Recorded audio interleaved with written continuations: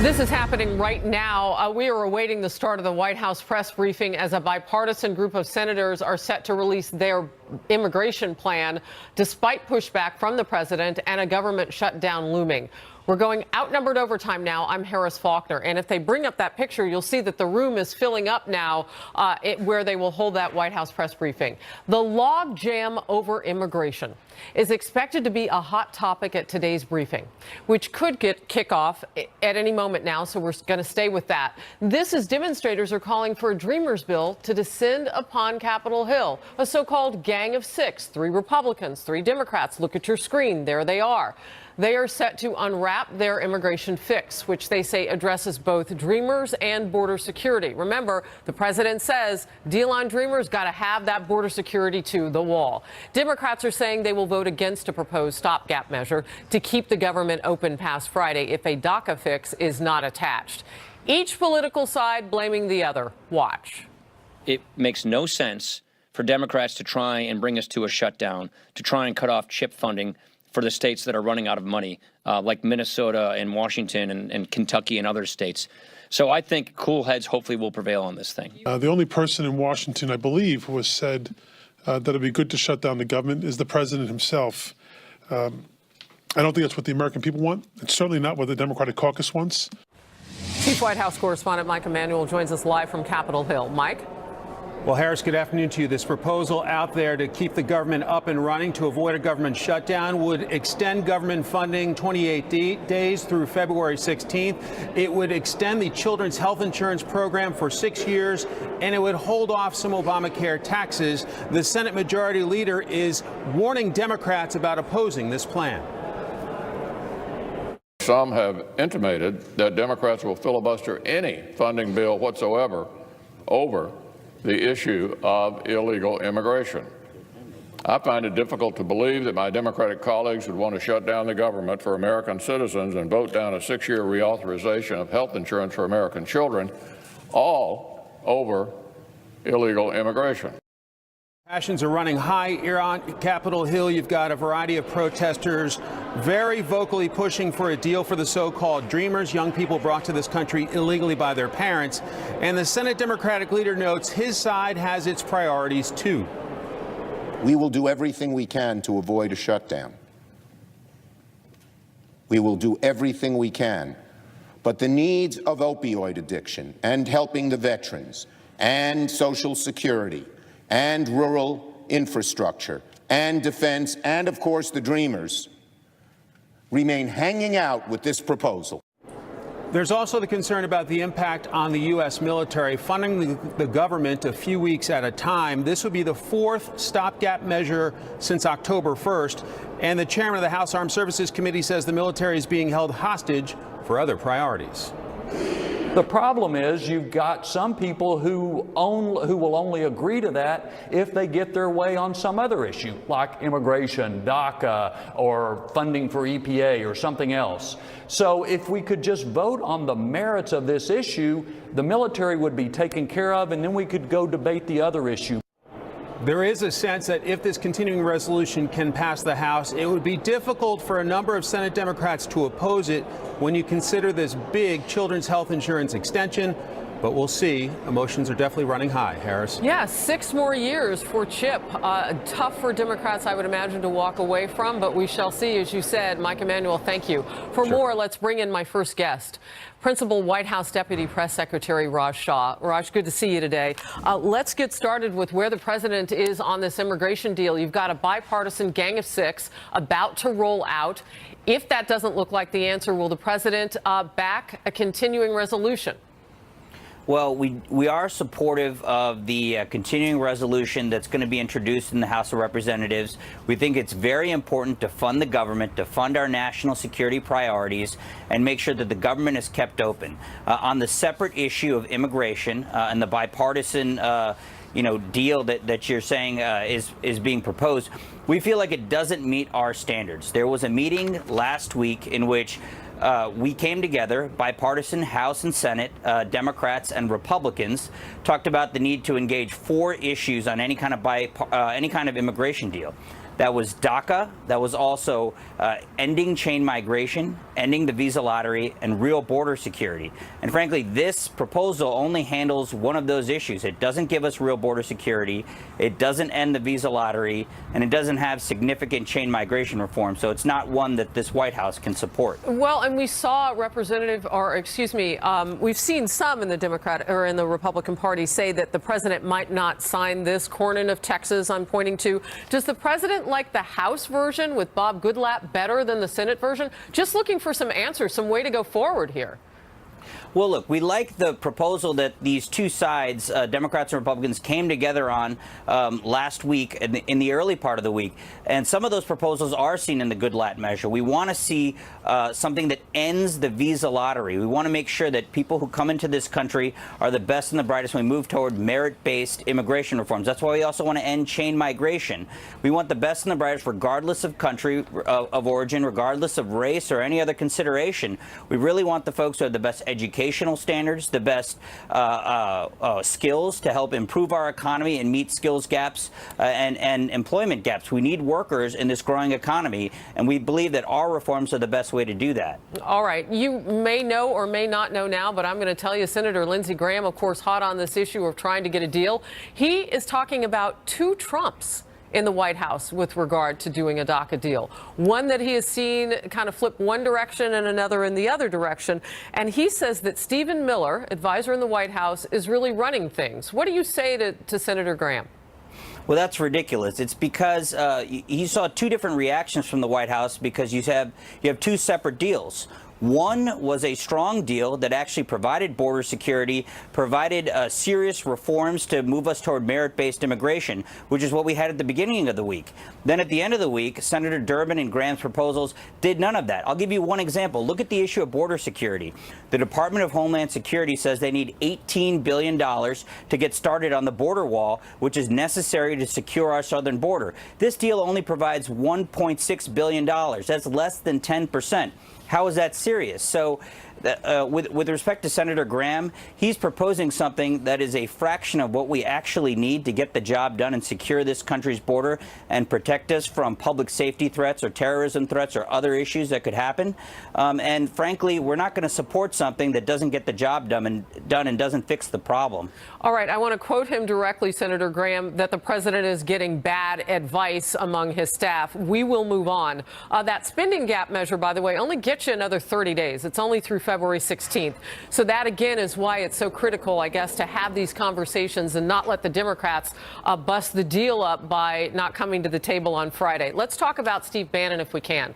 The Associated Press, Raj, is reporting today that there was real-time back and forth while Steve Bannon was sitting, testifying in that House Intelligence Committee hearing yesterday and defying the questioners on whether or not he would take any questions about the White House or transition period. There was an open line of some sort of communication back with the White House. Who was on the White House end? Well, our White House counsel's office will always talk to folks from various congressional committees or talk to potential witnesses or their attorneys. Let's just step back and look at the facts here. For decades now, administrations from both parties have made sure that when Congress asks for questions and information that could come upon areas of confidentiality, that they discuss it with us beforehand and we accommodate them through the process. That didn't happen in this case. The committee went ahead and asked questions about issues that, frankly, they hadn't discussed with us. And so, you know, the White House did have communications with Mr. Bannon's attorneys and said that we want the scope of these questions to remain in the areas that they had discussed, and then we discussed these issues further with the committee. This is what we've done with other congressional committees. It's what we've done for years on other investigations. Mm-hmm. You know, you kind of have a weird situation here, though. Because Steve Bannon has already talked to an author, and it's in a book, what many of those questions would have been about. So, you know, they're going to get another bite at the apple. Is the White House's position that you'll continue to block him on asking things about the White House in transition, or has your attorney pool there had a chance to talk with the House Intel Committee about where they want to go and then right the ship on what you're saying is the protocol? Our position is that we want our attorneys to be able to talk to the committee and get them all the information that they're requesting. The principles that we're talking about are constitutional. They go back decades. They're going to go forward decades. They don't matter just for this investigation or for this matter or for this congressional committee or for this president. These are longstanding principles that we need to observe when we're asking these questions and working with Congress.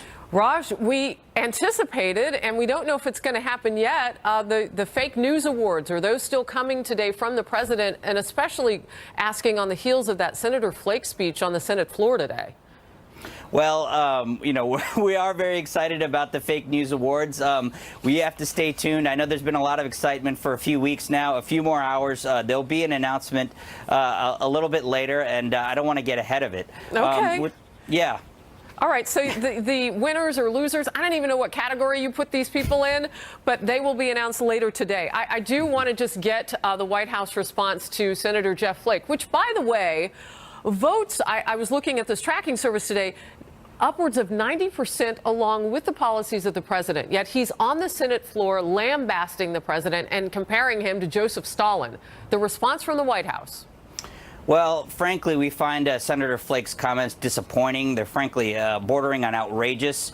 In a country that is totalitarian, somebody who's opposing the president couldn't write a book, couldn't go on a media tour, and certainly couldn't sit on the Senate floor and attack the president of the United States. We live in a free country. We disagree with those who criticize us, but they're free to speak their minds. And, you know, Senator Flake was free to speak his mind only a few weeks ago when he went down to Cuba and actually offered words of support for that oppressive regime. So, frankly, we reject Senator Flake's criticisms. All right. Because the news is still coming in, I want to circle back to what we talked about at first with the Friday deadline on government shutdown. What has the tone or tenor been like since last week? We had a 55-minute long meeting, and then we kind of had a meltdown mode in the next meeting with lawmakers. And where are we now with the president, the White House, and leaders on Capitol Hill actually going forward and keeping the government open? Well, let's make sure to separate conversations about immigration from conversations about the budget. The budget is something we need to fund. We need to make sure that our government stays open. We need to fund our national security and intelligence systems. We need to make sure that our military is funded. When you have threats overseas, when you have other issues that we need to contend with, we are confident that we can come together, that there are enough Democrats of good faith who can work with us and get this short-term funding so that way over time we can get a 2-year window where we can fund our military and make sure that it's not held hostage to these fights in Congress. Raj Shah of the White House press team, we appreciate you as a principal member being with us today. Thank you very much. Thanks for having me on. Absolutely. Now the Democratic response to all of this. New York Congressman Joe Crowley chairs the House Democratic Caucus. Thank you for joining us, sir. We appreciate your time. We have run a few sound bites of you during our coverage here, and you have been talking about what it will take to keep the government open. And I'm curious now, with this continued resolution that's on the table, it gives you 6 more years of CHIP, health care for poor children. Where are you now? Well, I think that's very admirable. We support CHIP. We support a long-term funding for the CHIP bill. But there are more things that Democrats are interested in. We certainly are concerned about the Dreamers and DACA. We're concerned about the assistance to Puerto Rico and to the Virgin Islands, that those American citizens who are suffering right now, we're well over 100 days past the storms, and 40% of the island still is without power. Something that will be unacceptable anywhere here in the mainland seems to be acceptable to the American government as it pertains to Puerto Rico and the Virgin Islands. We have an opioid crisis in this country that needs to be addressed. We have pension protection that needs to be addressed as well. There are a myriad of issues that Democrats are concerned about. Republicans have been able to demonstrate they can pass short-term spending bills. We know that. And that's what they're going to attempt to do again this week. Are you saying that you wouldn't support it? I don't support this bill. It does not. It's not reflective of the needs of the American people. It's not reflective of the values of the Democratic Caucus. Excuse me. I just want to step in with this question, and I want to remind everybody on the left side of our screen that the White House press briefing is coming up at any minute. So I want to make sure I get to the hot points with you, Congressman. How do you talk to your constituents if you walk away with a 6-year deal on CHIP? And a continued resolution. I mean, that's hitting some of the children that are caught between Medicaid and their parents being able to pay for health insurance. 6 years on that. That's one question. The American people know squarely where Democrats are when it comes to the issue of health care and providing for health care to the poorest in this country. You got to give it to them. The Republicans control both the House and the Senate and the White House. They have total control of government. They can pass whatever bill they want without Democratic support. We know that. But if they want to pass a bill that has the support, a broad support of the Democratic caucus, it needs to be reflective of the values of our caucus. It needs to be reflective of the values of the American people. We believe that this bill falls short. It has some good aspects to it. The CHIP funding is good. That's not keeping government open. We want to keep government open. But it's the responsibility of the majority party or the Republicans. The only person who said that there's any good to a shutdown is President Trump. He said a good government shutdown would be good for the American people. I don't believe that to be the case. Well, he didn't say that about Friday. He didn't say that about this cycle. He's been saying that consistently about using the threat of shutting down government. We don't believe in that politics. In the recent cycle, and I don't know if you were able to hear or watch Raj Shah, who is the principal deputy press secretary who just joined me, he says the president supports this continued resolution. So no, that would not be the case that the president would want to see a shutdown. But one thing, and tell me if I missed it, Congressman, because I want to know if you said it, the military and spending for that, are you concerned that if you can't separate out DACA by Friday and get a deal quickly on that after the spending bill goes through, if you're concerned at all about spending for the military? Well, certainly, we believe our national defense is critical. We also believe that spending domestically is critical as well for the folks and the values that we hold dearly. We want to keep government open. We want to see that government stays open. And if Republicans need Democratic votes to do that, they will talk to Democrats. They're not talking to Democrats right now. They announced their bill last night without talking to a Democrat. All right, I'm going to step in here. Congressman Joe Crowley of the great state of New York, appreciate your time. Thank you, sir. Thank you. White House press briefing with Sarah Sanders, press secretary, underway now. Let's watch. Which they credit to the president's pro-jobs, pro-worker, pro-growth economic agenda.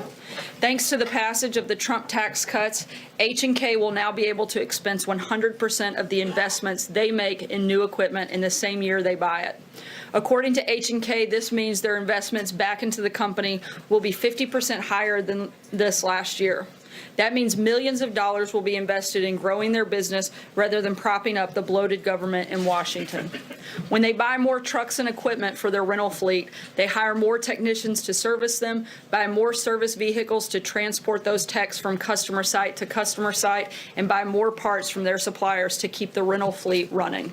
All of this economic activity, spurred by the tax bill, will result in more jobs, higher wages, and a brighter future.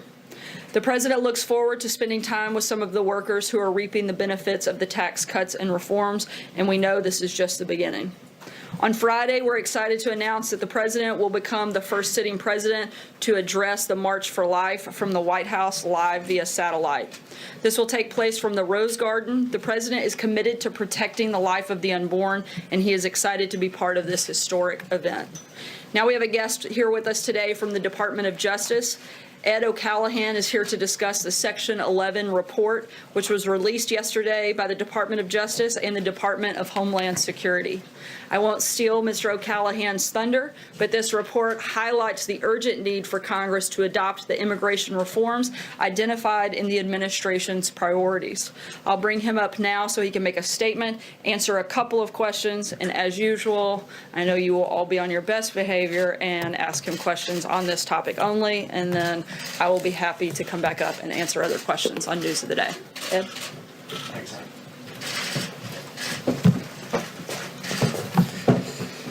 Good afternoon. My name is Ed O'Callaghan, and I am the Principal Deputy Assistant Attorney General in the Justice Department's National Security Division. In my capacity as Principal Deputy, I assist the Acting Assistant Attorney General in the supervision of the 350 dedicated investigators and prosecutors who carry out the department's highest priority, protecting the United States from threats to our national security. I've been with the National Security Division since November of last year. Previously, from 1999 to 2008, I was an Assistant United States Attorney in the Southern District of New York. From 2005 to 2008, I was co-chief of the Terrorism and National Security Unit in the Southern District of New York.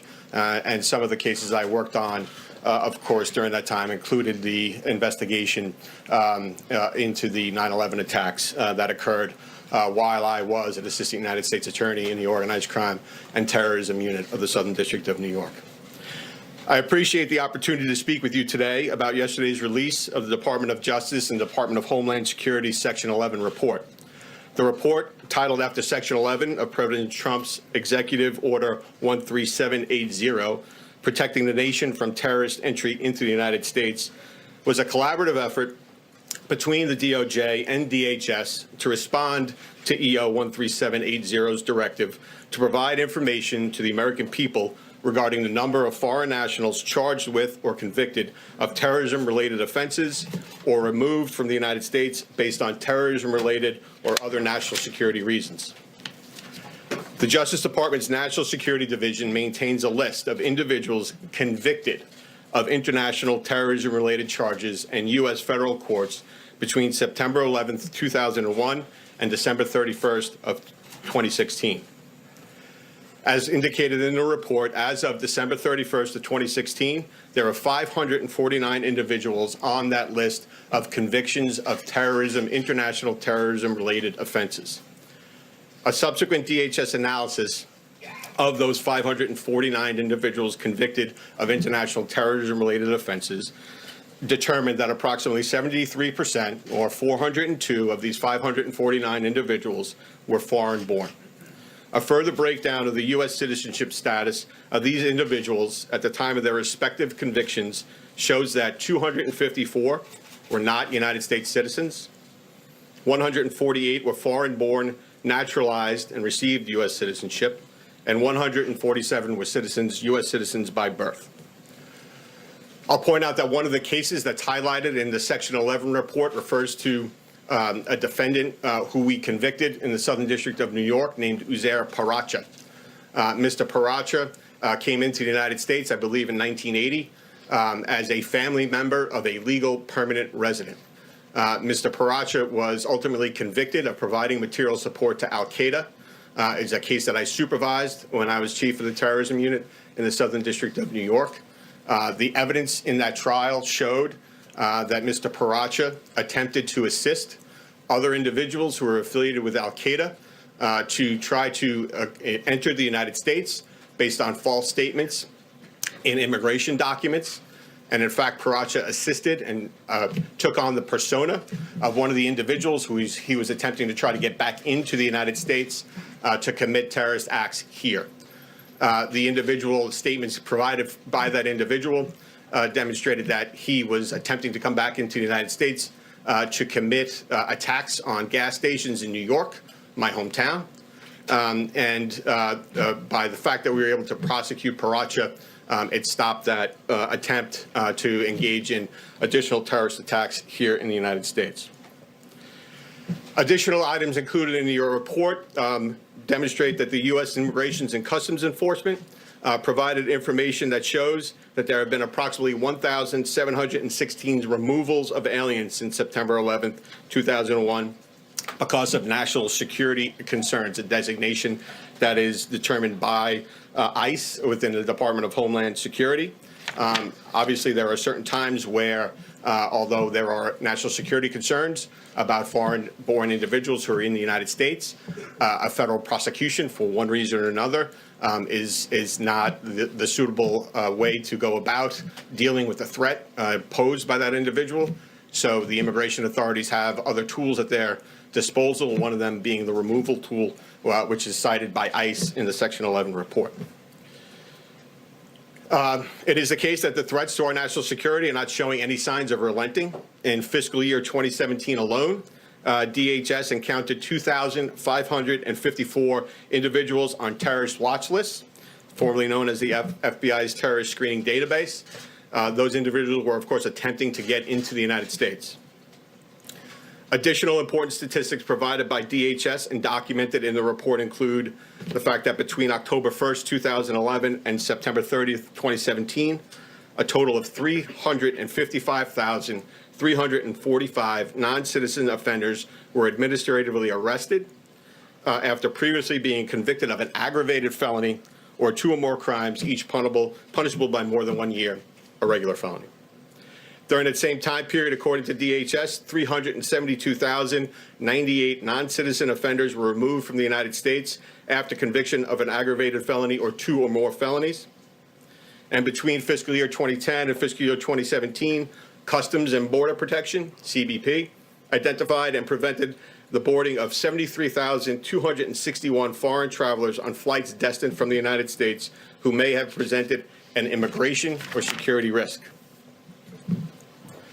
In a statement yesterday about the report, Attorney General Sessions indicated that there are currently thousands of terrorism-related investigations into thousands of people in the United States, including hundreds of people who came here as refugees. In addition, citing surveys previously commissioned by DOJ components, the report noted that there are an estimated 23 to 27 honor killings every year in the United States, and that there are an estimated approximately 500,000 women and girls in the United States at risk of undergoing the abhorrent practice of female genital mutilation.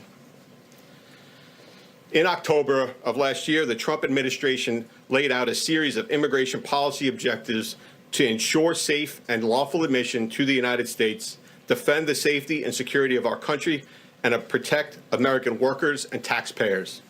There are 3 pillars to this immigration policy: border security, immigration enforcement, and a merit-based immigration system. From the cases I have worked on, I know that foreign terrorist organizations, transnational criminal organizations, and other individuals and entities that wish to harm the United States undoubtedly seek to exploit weaknesses in our immigration system when it benefits them in accomplishing their unlawful schemes. President Trump's immigration policy is designed to serve the interests of national security. Enhanced vetting and screening and continuing screening promote the discovery of information that would help immigration and law enforcement authorities identify foreigners who may pose national security threats to the American people. Rather than basing admission decisions on programs that lack accountability, like diversity visa lotteries and extended family chain migration, adopting a merit-based system rewards skills and qualities that include, but are not limited to, education, English language proficiency or fluency, and/or job skills. As a prosecutor tasked with protecting our nation's security, I know some of our cases have involved exploitation of vulnerabilities in our current immigration system. The Attorney General is committed to restoring law and order in our immigration system so that we can address and work to eliminate the vulnerabilities that can be exploited by those seeking to undermine our public safety. Those are my brief remarks. I'm happy to take some questions. Sir, in the middle. Thank you. Do you find it alarming that more than 25% of people convicted of international terrorism-related charges were natural-born U.S. citizens? And what is the administration doing to address that issue? So the Department of Justice's enforcement of the international terrorism laws are focused on the conduct that is found to be committed by individuals, no matter where they're born. The statistics that you have for the first time compiled in this way in response to the executive order and directives therein demonstrate that the international terrorism offenses that we have prosecuted in the National Security Division and achieved convictions on, that there's 73% of foreign-born. We're going to prosecute anyone that we can make cases against that are posing threats to the national security of the United States. The statistics that are brought before you in the Section 11 report respond directly to the directive in the executive order about international terrorism offenses, and those are the statistics that my division, the National Security Division, keep. Sir, in the middle. Thank you. Thank you, sir. Thank you. My question is. Okay. Thank you. You're next. Very simply this. Has there been any change in the administration's stated policy about using Guantanamo in dealing with international terrorists? No. I'm not aware of any change in the administration's stated use of the Guantanamo. The administration is committed to enforcing our terrorism laws and any law that we can against anyone who will present harm or threats to the United States. there are considerations as to how any potential case may be addressed so that any threat that is posed by any individual is neutralized. The administration and Attorney General Sessions are committed to consider all options as to how we can neutralize any threats posed by anyone that may fall into a terrorism category. So Guantanamo is still going to be around for a while, and there's no plans to close it at all? I'm not aware of any administration plans with respect to Guantanamo. I can tell you it's still around. Sir. Thank you. I'm hoping you can explain some of your logic here a little further, because you talked about the immigration system and reforming the immigration system to protect Americans in the United States. But a lot of the crimes that you're using as examples to justify changing the immigration system are crimes that were, attempted crimes or would have taken place outside the United States, people wanting to travel outside the United States to fight, providing support to fighters outside the United States. And I understand there's a nexus there with U.S. forces in those regions, but if the point is to reform the immigration system to protect Americans, can you provide more information, more statistics that show doing so would have prevented people from coming in who committed more crimes inside the United States? Do you have maybe better examples that fit what you're trying to say? So a few points to that. One is this is the first iteration of this report in response to the executive order's directives, and we, in working together with DHS, certainly expect to have more statistics and address some of the issues we weren't able to address in this initial report in future iterations of this report. In terms of the cases that are reported, if you do look at the cases, some of which are included in the Section 11 report, there are certainly cases that relate to conduct that has been committed in the United States, conduct that is in support of, for instance, Al-Qaeda or ISIS. So there are plenty of examples of conduct that was actually committed in the United States, which would, in a way that we define it, qualify as an international terrorism investigation because it relates to a foreign terrorist organization or terrorism conduct. So thirdly, I would say, of course, we're trying to prevent through any way we can, and the administration, of course, supports us. We're trying to prevent terrorist attacks. And so the most successful prosecution that I've ever been involved with are ones where we actually are able to stop it at a conspiratorial stage, so that there are individuals who clearly through their conduct and their activity and what they're saying are agreeing to commit a terrorist act in furtherance of the goals of a foreign terrorist organization. But we, in conjunction with our law enforcement partners, are able to prevent it, convict them, and then they'll be included in our international terrorism offenses. Sir, I'm just trying to figure out, and maybe I'm not understanding this, how preventing people from coming in who were conspiring, for instance, to go fight in Syria would have protected people in the United States. These are international terrorism crimes, and they weren't all planning attacks in the United States. They were planning things overseas. And you want to reform the immigration system, and it seems like the focus there should be on things that people did in the United States to people in the United States.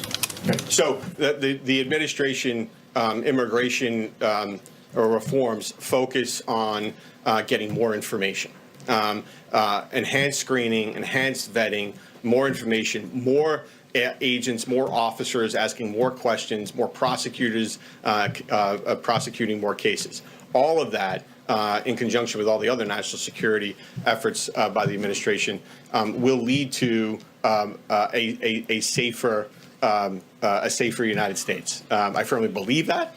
I know that the fact that there are individuals here in the United States that are willing to, in support of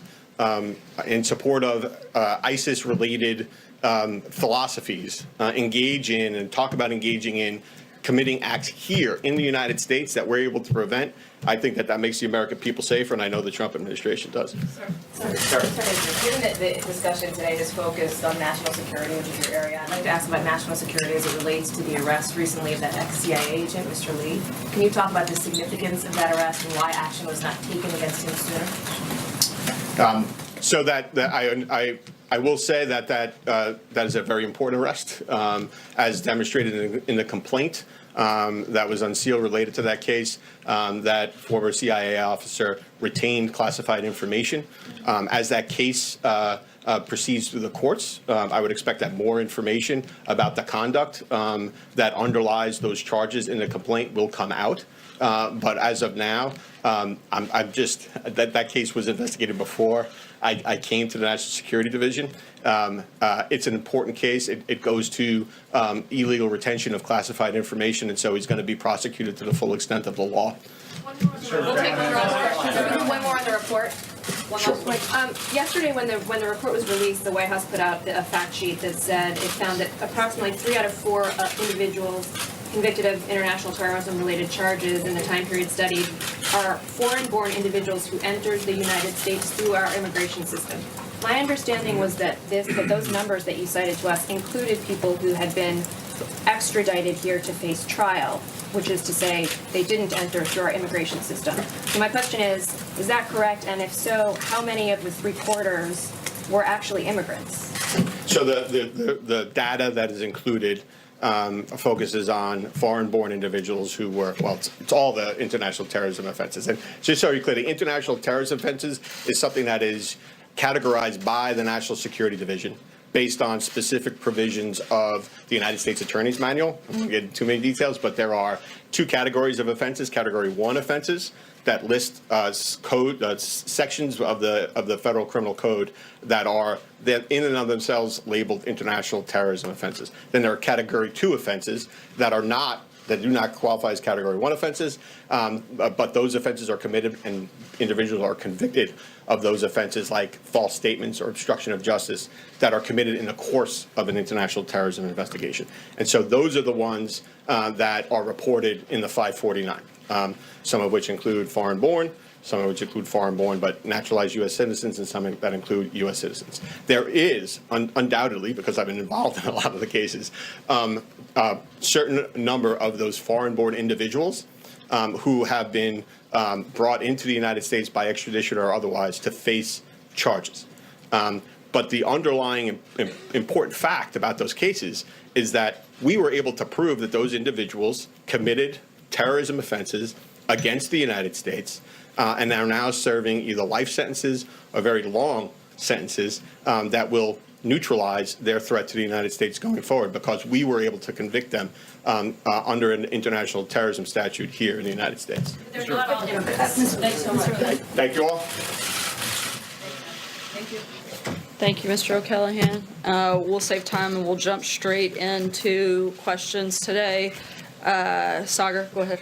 Great. Sarah, there have been some suggestions in the media today that the president does in fact suffer from heart disease, that his weight is larger than was indicated yesterday. Does the White House stand by Dr. Jackson's report? Absolutely. Dr. Jackson has been a White House physician for the last 12 years, trusted by Presidents Bush, President Obama, and now President Trump. He is the only doctor that has weighed in on this matter, that has actually examined the president. And so I think a doctor that has spent the amount of time with the president, as Dr. Jackson has, is not only the most qualified, but the only credible source when it comes to diagnosing any health concerns. And we support what he said yesterday 100%, that the president is in excellent health. And I think he exhausted just about every question that you guys have and showed probably that he's in pretty good health too, to stand up here for an hour and take questions. John?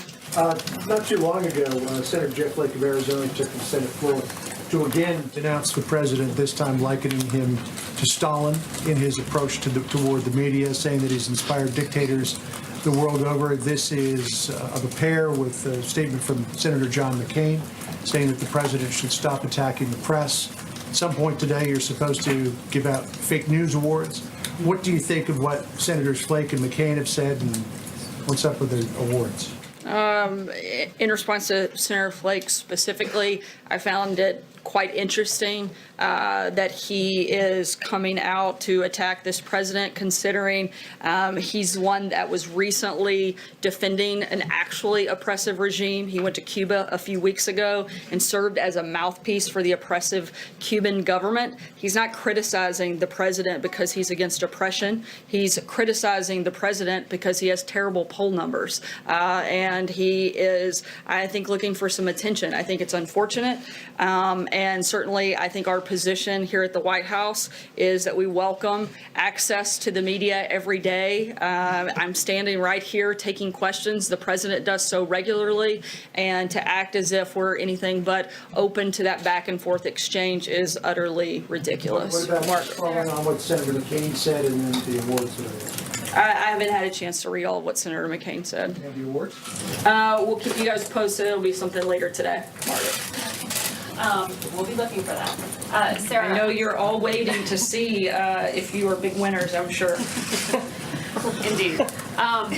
There's been frustration from both Republicans and Democrats who were in the room yesterday with Steve Bannon when he was being asked about some of the claims that he's made about this administration and the president's family.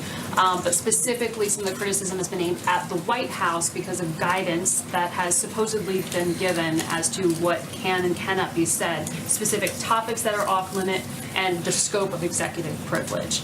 Without getting into the details of that, can you at least define for us what the White House is telling attorneys falls into the scope of executive privilege here? Yeah, I can tell you that this White House is following the same practice that many White Houses before us have that have gone back decades, that there is a process that you go through. Anytime you have congressional inquiries touching upon White House, the Congress should consult with the White House prior to obtaining confidential material. This is part of a judicial recognized process. We want to follow through that. We've been fully cooperative with the ongoing investigations, and we're going to continue to do so. And we encourage the committees to work with us to find the appropriate accommodation in order to ensure Congress obtains all the information that they're looking for. But there's a process this works through, and it's not just isolated to this instance.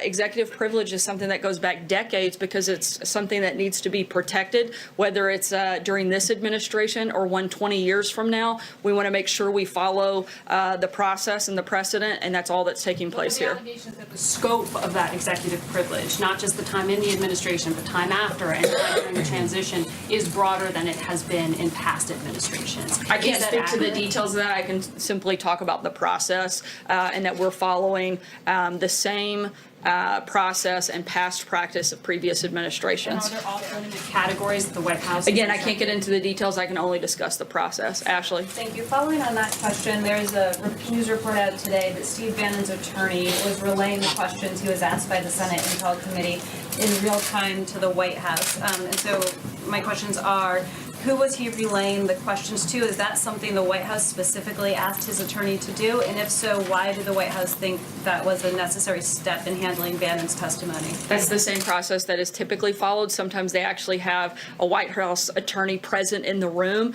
This time it was something that was relayed via phone, and again, was following standard procedure for an instance like this, and something that will likely happen again on any other number of occasions, not just within this administration, but future administrations. Jordan. Thanks, Sarah. The House Republican leadership is proposing a funding bill that would provide the government funding through February 16th and reauthorize CHIP for 6 years. Is that a proposal that the White House supports?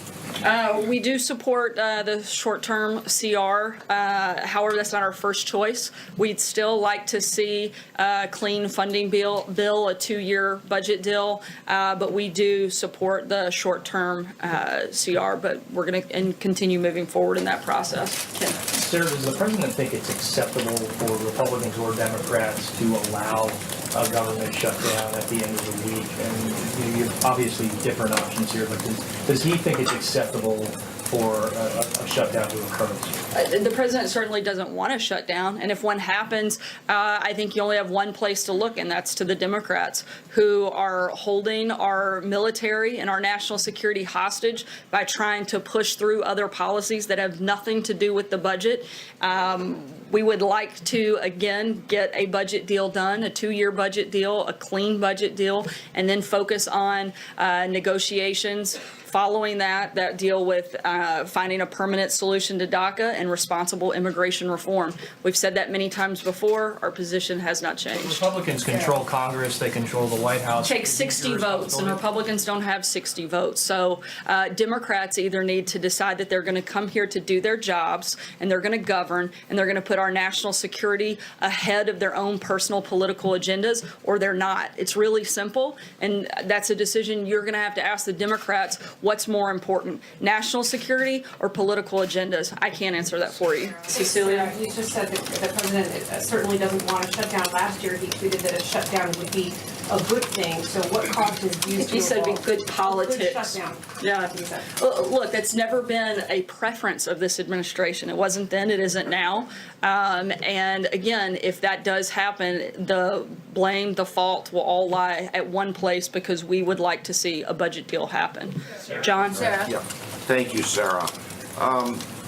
In an interview last Friday with Newsmax Television, the ambassador of Pakistan, Ambassador Chowdhury, commented on the president's decision to roll back most of the aid for security assistance to the Islamabad government. And he said Pakistan does not want aid, but more importantly, and I quote, Pakistan wants respect. And Pakistan wants recognition of our work and our contribution and our sacrifices. Regarding the president's comment, that Pakistan has responded to the aid with, quote, lies and deceit, he simply said, we won't dwell on that part because it's not beneficial to either party. Your response to Ambassador Chowdhury? Look, our position is firm that we believe that withdrawing that aid is important, and I would refer you to the State Department on anything beyond that. Stand by the lies and deceit comment that the president made. Yes. Thanks, sir. 2 questions. First, I want to follow up on a couple of my colleagues' questions here on negotiations, but on the first point about Steve Bannon. Understood your points about process and how this all works, but sort of broadly, is the White House afraid of what Steve Bannon might say in these interviews? Not that I'm aware of. I think we've been pretty clear what our position is in regards to this entire process, that there was absolutely no collusion. But in terms of, what he might say, I can't answer that. I can't speculate on that. I can simply tell you that we're following the procedure, whether it was in this committee or any other committee down the road. This is a process that's important to protect, and that's what we're doing. And on negotiations, the president has talked about wanting to find a bipartisan solution. You said you want Democrats to come to the table. If there is a government shutdown in, 3 days from now, does the buck stop with President Trump? I'm not sure how it would. The president's laid out what he wants. He wants a budget deal. He wants to have Republicans and Democrats agree on a budget, and we're happy to talk about other things. But the budget should not be tied to a political agenda that the Democrats are driving. Those are two very separate things. Mike? There's some legal experts are suggesting that the subpoena for Bannon shows this investigation is becoming more aggressive instead of winding down. So a couple questions. Is the president prepared for this investigation to last into the months to come? And following up on Hallie, would you encourage Bannon to tell all, like his camp is saying he will, to Mueller? Look, as we've said, regardless of who it is, we're going to be fully cooperative with the special counsel and encourage everybody involved in the process to be fully cooperative. The first part of your question is, are we prepared? I think we've been dealing with this hoax for the better part of a year. If we have to endure the ridiculous's for another month, we can certainly handle it. Do the American people deserve that? No, I don't think they do. Stephen. In the interest of clarity, you've spoken of how the White House counsel's office has been involved in this process on the Hill. Has the White House, to this point, actually asserted executive privilege, or are you talking about the potential? I'm talking about the process. I can't go any further than that. Quick question on the CR. You speak of how the president would like to see a short-term CR passed. Is he going to lean on the fellow Republicans who are in the House Freedom Caucus to see to it that they vote for it? Like I just said, we support the short-term CR. Our preference is the longer 2-year budget deal, but we support the short-term. So the answer would be yes, that he will encourage the House Freedom Caucus to vote for it? Yes, like I said, we support the short term and think it is certainly better than not having that and having a government shutdown as the alternative. But again, our preference would be a longer term deal. Blake? Sarah, when you look at the calendar then, January 17th, the budget deal potentially that goes to February 16th, the DACA expiration is up March 5th. Does the president want to see a DACA deal get struck before the next CR would end, or is he willing to potentially take this up to the deadline in early March? Look, I think what we'd like to see happen is let's make a budget deal by Friday, and then let's come back to work aggressively on Monday and make a deal on DACA and responsible immigration reform.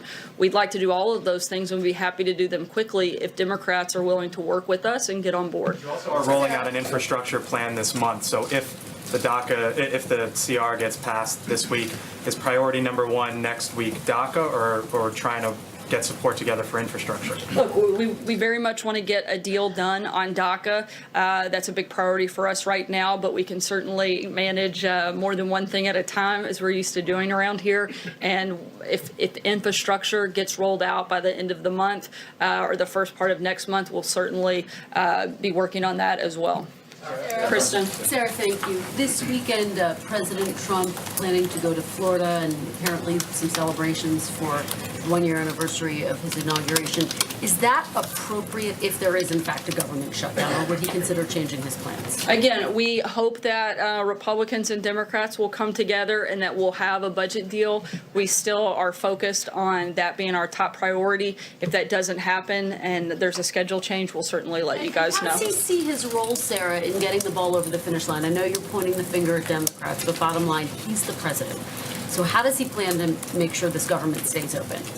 Look, we're doing everything we can to encourage members from both sides to make sure that we get a deal. The president has made very clear that his number one priority is our national security and fully funding our military, and that would be obviously something of utmost importance. And I would think that Democrats should share that same passion and priority as the president, and hopefully we don't have to, go through this process come Friday. We'll take one last question. Blue, go ahead. Thank you, Sarah. North Korea and South Korea have agreed to march together during the Winter Olympics in the opening ceremony under a unified Korea flag. Does the President, the White House, support both North Korea and South Korea marching together and coming more closely together during the Olympics?